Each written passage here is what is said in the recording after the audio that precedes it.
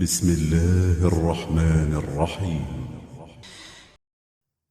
Nah, jadi tidak sedikit usaha dari orang-orang Zionis, ya Kristen, untuk menipiskan keimanan orang-orang Indonesia yang sudah Muslim, akhirnya jadi murtad banyak. Saya yakin kalau orang imannya sudah kuat, tidak bakalan murtad. Yang jadi murtad adalah imannya tipis. Dengan super mie saja terbungkus bisa berubah agama, atau dengan tawaran kedudukan berubah agama. Banyak. Ya. Jadi jangan dikira orang kita sudah Islam tidak bisa dimurtadkan. Bisa. Tergantung imannya, tebal atau tipis. Ya, kalau imannya kuat, insya Allah tidak bakalan. Jadi mereka-mereka yang bisa tukar-tukar agama itu karena imannya dipertanyakan, imannya tipis sekali. Nah, mungkin sudah jelas Bapak-bapak. Jadi ada akidah, ada tauhid, itulah iman kita. Lalu bagaimana iman yang luar-luar? Ya, imannya lain. Tidak ada akidah dan tauhid, tidak ada. Imannya beda. Nah, sekarang bagaimana caranya iman kita itu selalu terpelihara, tidak tergerus oleh perkembangan zaman, tidak tergerus oleh teknologi, tidak tergerus oleh HP dan sebagainya, tidak tergerus oleh misi-misi yang memurtadkan. Gimana caranya supaya bertahan iman kita? Ada beberapa langkah yang harus kita perhatikan dan kita terus laksanakan. Pertama, kita perbaiki salat. Salat untuk menepis serang-serang musuh itu, cobalah salatnya diperbaiki. Kalau salatnya jarang-jarang, jangan lagi. Oke, misalnya tegakkan salat. Kata tegak itu nggak boleh ompong. Nggak bisa berdiri, tidur, duduk, berbaring. Nggak boleh ompong. Karena akim, tegakkan. Nah, jadi pertama sekali syaratnya supaya iman kita tetap bertahan, salat jangan tinggal. Dan kalau kita sudah salat, terus diperbaiki. Bagaimana memperbaiki salat kita? Kalau tadinya kita hanya waktu TK, SD, SMP-nya latihan saja gerak gitu aja, tapi lama-lama kan pahami bacaan, ngerti apa yang dibaca, supaya kita khusyuk. Dan bayangkan bahwa kita sedang dilihat Tuhan Allah tadi, yang kita tauhid tadi itu. Karena dia sebagai sentral, dia akan bisa menguasai alam semuanya. Kita alam bisa dilihat oleh Allah dimanapun kita berada. Wallahu sami'un basir. Dia melihat, maha melihat. Jadi bayangkan kita dalam salat sedang dilihat Tuhan. Insya Allah bisa khusyuk. Ya, insya Allah bisa khusyuk.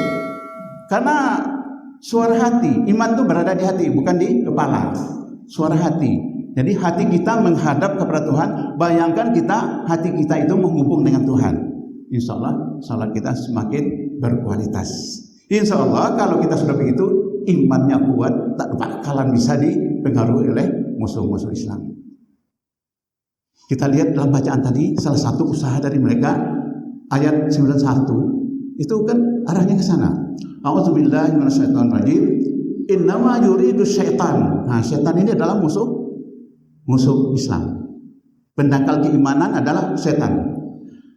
Ayyuqi'a bainakum al-adwa wal baghdha. Dia berusaha, setan ini, bagaimana dia itu menjadi musuh, ya. Jadi dia menjadikan antara kita ini bermusuhan. Wal baghdha, saling membenci. Itu memang kerjanya setan. Fil khamari, minumnya mabuk-mabukkan, khamar. Kemudian wal maisir, judi. Kemudian wa yasuddu an zikrillah, dan melarang untuk mengingat Allah. Anis salah, dan juga mencegah salat. Jangan salat gitu ya. Kemudian wahal antum muntahun, sehingga kita menjadi orang yang lalai. Kita berhenti beribadah gara-gara itu. Setan selalu berusaha untuk mendangkalkan keimanan kita. Ini ayat yang kita baca tadi. Dia berusaha terus. Kita senang minum, senang judi, dia halang-halangi untuk mengerjakan salat. Itu pekerjaan setan. Jangan sampai kita mengikuti langkah-langkah setan itu. Itu ayat yang kita baca tadi, ayat 91. Bapak-bapak yang saya hormati, pertama supaya iman kita itu terpelihara, baca surat Al-Ankabut ayat 45. Al-Ankabut 45 bunyinya, utslu ma uhiya minal ilaika minal kitab. Utslu itu tilawah, bacalah apa yang diwahyukan kepadamu. Apa itu? Al-Quran. Minal kitab, yaitu kitab Al-Quran. Wa aqimis shalah, dan salatnya dipelihara. Innas salata tanha 'anil fahsya'i wal munkar. Salat mencegah perbuatan keji dan mungkar. Jangan lakukan perbuatan keji dan mungkar. Kalau kita lakukan, akhirnya iman kita jadi dangkal. Keji dan mungkar itu kita jauh terus. Wala zikrullah, banyak berzikir. Allahu Akbar, karena Allah itu maha besar. Dia sebagai titik sentral yang menguasai alam semesta. Tauhid satu-satunya, tidak ada duanya. Akbar, maha besar. Wallahu ya'lamu ma tasna'un. Allah tahu betul apa yang kita lakukan. Apapun yang kita lakukan, Allah melihat. Tanamkan dalam hati bahwa apapun yang kita lakukan sedang dilihat. Insya Allah kita tertegur untuk melakukan langkah setan itu. Langkah-langkah setan itu banyak. Kita tertegun. Nah, dengan begini kita terpeliharalah iman kita, insya Allah. Jadi ada 3 disebutkan cara-cara kita mempertahankan iman dalam ayat ini. Yang pertama itu adalah bacalah kitab Al-Quran. Tadabbur. Membaca itu dalam artian kan bukan hanya sekedar membaca, tapi juga memahami isi. Ya. Memang membaca itu sudah dapat pahala, 1 huruf saja dapat pahala kok. Tapi yang dimaksud tadabbur, membaca sambil memahami isi. Insya Allah terbimbinglah iman kita. Karena sumber penguat keimanan itu ada di dalam Al-Quran. Ada di dalam Al-Quran. Jadi tadabbur Al-Quran. Kemudian wa aqimis shalah. Yang kedua tetap salat. Yang ketiga, wala zikrullahi akbar, sering berzikir. Di mana saja kita berzikirlah, insya Allah iman kita terpelihara. Insya Allah iman kita tidak akan bisa dipengaruhi oleh apapun. Tetap kokoh dan kuat. Zikir. Zikir itu bukan hanya menyebut subhanallah, alhamdulillah, Allah akbar, tidak. Zikir itu menghubungkan hati kepada Tuhan. Ini hebatnya Allah dalam menciptakan segala-galanya. Karena engkau hebat, engkau ciptakan itu. Itu zikir. Kemudian Nabi mengatakan apa? Mulailah pekerjaan apapun dengan bismillah. Itu zikir. Supaya kita terhubung dengan Tuhan. Mulailah dengan bismillah. Tujuannya itu zikir. Bismillahirrahmanirrahim. Tapi bukannya ucapan aja. Pahami dengan nama Allah yang maha pengasih, maha penyayang. Dengan nama Allah yang maha penyayang, Allah memberikan rezeki. Zikir itu. Jadi bukan zikir setelah salat saja, tidak. Apapun yang kita lakukan setelah salat terhubung dengan Tuhan, itu namanya zikir. Nah, dengan zikir itulah insyaallah iman kita terpelihara. Kemudian dalam ayat tadi ada 3 ya cara memelihara zikir, yaitu pertama sering baca Al-Quran, tadabbur, yang kedua rajin mengerjakan sholat, yang ketiga sering-seringlah kita berzikir. Insya Allah kalau kita terhubung dengan Allah, apapun bujuk rayu setan ini untuk mendangkalkan keimanan kita, insya Allah akan tertepis, akan terhindar. Insya Allah. Kemudian yang selanjutnya adalah dalam surah Al-Anfal ya, disebutkan wa iza tuliyat alaihim ayatuhu zadatuhum imana. Kalau kita membaca tilawah dengan tadabbur tadi, ayat-ayat Allah, zadat, akan bertambah imannya. Hanya kan caranya supaya iman kita kuat, sering-seringlah baca Al-Quran. Kalau bisa khatam tiap bulan. Kalau nggak tiap tahun ya, biasanya tiap tahun ya.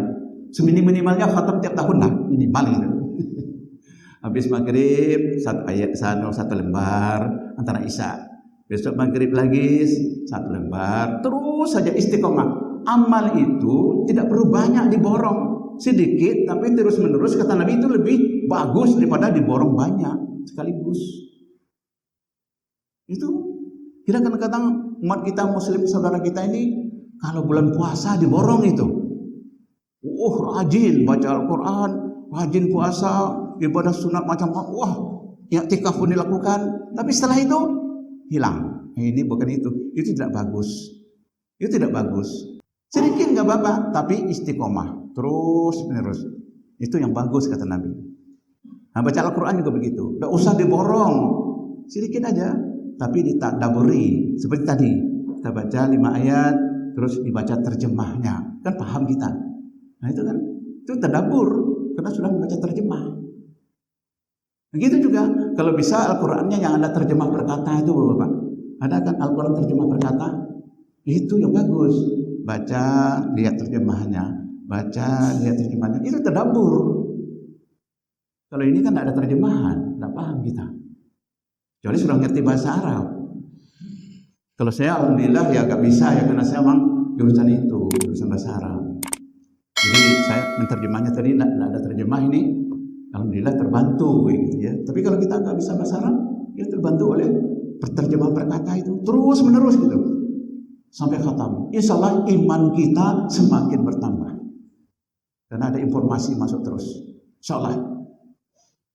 Nah, terus selanjutnya barangkali tidak penting, rajin mengikuti majlis taklim ini, kajian-kajian begini.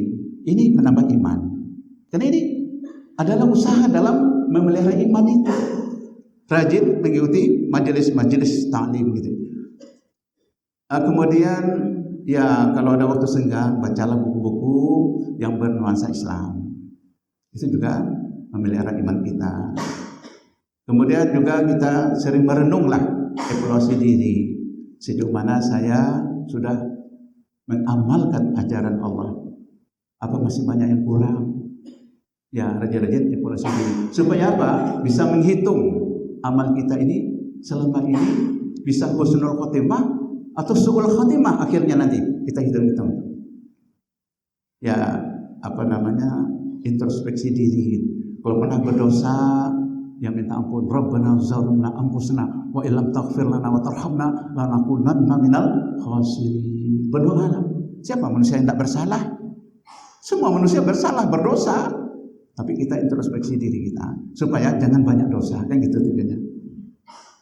Nah, kemudian ya seperti yang saya katakan tadi itu, kita tetap istiqomah. Amal itu nggak perlu banyak, sedikit nggak apa-apa, tapi terus menerus. Itu yang lebih bagus daripada diborong banyak. Kalau bulan puasa diborong, enggak, itu enggak bagus. Setelah bulan puasa enggak. Yang miris sekali bapak-bapak, yang kenapa ketika nisfu Sa'ban pasar sepi? Pasar sepi, enggak ada orang di pasar kok. Sepi. Ada nisfu. Apa itu nisfu? Puasa nisfu 1 hari, pahalanya menghabiskan dosa 1 tahun. Waduh. Akhirnya setelah itu malas tidak salat, malas tidak puasa. Wah, dosanya sudah terampuni, ngapain? Nah, ini bahaya kalau memborong seperti itu. Memborong namanya itu. Ya, nisfu aja kok bisa menjadikan orang terhapus dosanya? Mana ada? Biasanya hadis-hadis seperti itu hadis palsu. Hadis nisfu Sa'ban itu banyak hadis-hadis maudhu, hadis palsu. Jangan kita hiraukan itu. Tidak masuk akal. Kalau hanya puasa 1 hari menghabiskan dosa 1 tahun, tidak masuk akal. Itu hadis palsu. Hati-hati kita dalam melihat hadis atau sumber-sumber agama. Jadi yang bagus itu sedikit, tapi ajak terus menerus. Nah, kita tambah sedikit-sedikit sesuai kayak kemampuan. Allah tidak memaksa kita kok, tapi sesuai dengan kemampuan kita. Insya Allah. Nah, barangkali mungkin hanya ini yang dapat kita sampaikan. Mudah-mudahan ada sedikit tambahan pemahaman kita terhadap agama. Mudah-mudahan ya. Mohon maaf atas kekurangan saya, banyak kekurangan saya, banyak kekhilafan saya. Ya, sebagai manusia biasa mohon dimaafkan. Wabillahi taufiq wal hidayah. Assalamualaikum warahmatullahi wabarakatuh.